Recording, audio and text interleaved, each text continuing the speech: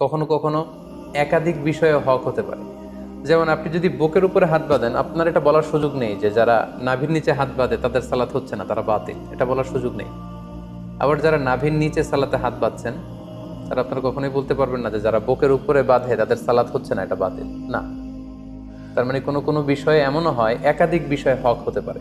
যেমন সালাতের বুকে হাত বাঁধার ক্ষেত্রে বুকের উপরের এটাও ঠিক আছে, মাঝখানেও ঠিক আছে, নাভি সংলগ্ন নিচেও ঠিক আছে, প্রয়োজনে কারো যদি কষ্ট হয় হাত যদি সে ছেড়ে দেয় সেটাও ঠিক আছে। অনেকে বলে যে এটাও ঠিক ওইটাও ঠিক, এটা কেমন করে হয়?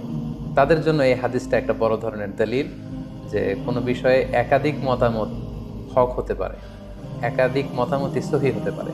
নট নেসেসারি যে একটা বিষয়ই সঠিক হতে হবে, কখনো কখনো একাধিক বিষয়ও সহি হতে পারে। তাহলে এই প্রসঙ্গে আমরা বুঝলাম যে এই যে মতের ভিন্নতা, চিন্তার ভিন্নতা বা বুঝের আন্ডারস্ট্যান্ডিং এর ভিন্নতা, এটা শুধু আমাদের সময় না বা মাযহাবের ইমামদের মধ্যেই না, এটা সাহাবাদের মধ্যেও ছিল।